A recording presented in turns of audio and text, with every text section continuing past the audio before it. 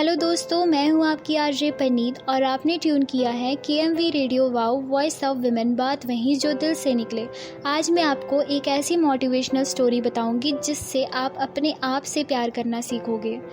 एक बार की बात है, एक छोटे से गांव में एक आदमी रहता था। उसके घर के पास एक पहाड़ था।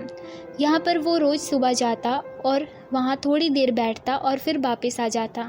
तो रोज़ की तरह वह जा रहा था। पीछे से उसका छोटा सा बच्चा आया। उसने उसका हाथ पकड़ लिया और कहा, आज मैं भी आपके साथ चलूँगा।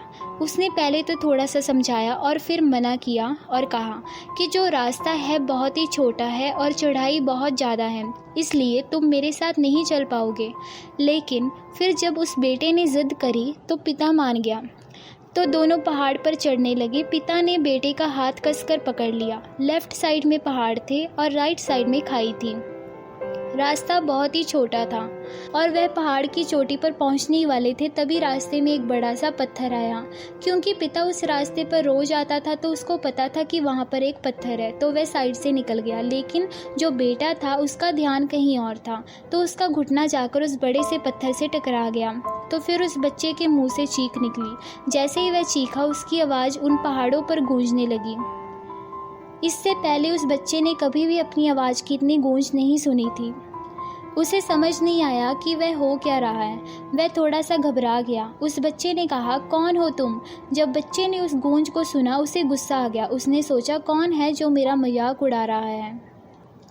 फिर उसने गुस्से में कहा, मैं तुम्हें छोड़ूंगा नहीं। जैसे ही उसने इस गूंज को सुना, वह हैरान रह गया।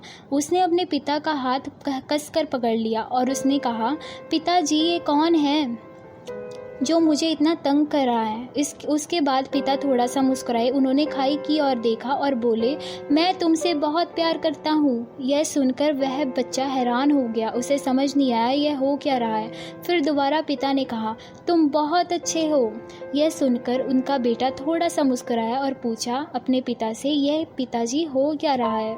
फिर उसके पिता ने अपने बेटे को समझाया, ये आवाज़ जो तुम सुन रहे हो ये किसी और की नहीं बल्कि तुम्हारी आवाज़ है, जो कि पहाड़ों में गूंज रही है। तुम्हें अपनी ही आवाज़ सुनाई दे रही है। जैसा तुम बोलते हो ठीक वैसा ही तुम्हें सुनाई देता है। अगर तुम गुस्से में बोलोगे तो तुम्हें गुस्से से भरी हुई आवाज़ सुनाई देगी, लेकिन अगर तुम कुछ अच्छा कहोगे तो वो वही आवाज़ तुम्हें अच्छी लगेगी।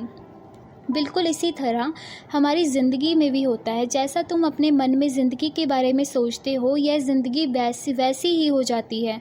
अगर तुम यह सोचते रहोगे कि तुम्हारी ज़िंदगी बुरी है तो यह सच में बुरी हो जाएगी, और अगर तुम अपनी ज़िंदगी से प्यार करोगे तो तुम्हारी ज़िंदगी भी तुमसे प्यार करेगी। इसी तरह यह बात उस बच्चे ने अच्छे से समझ ली। इसी तरह हमें भी अपनी ज़िंदगी से प्यार करना चाहिए और अपने आप से प्यार करना चाहिए।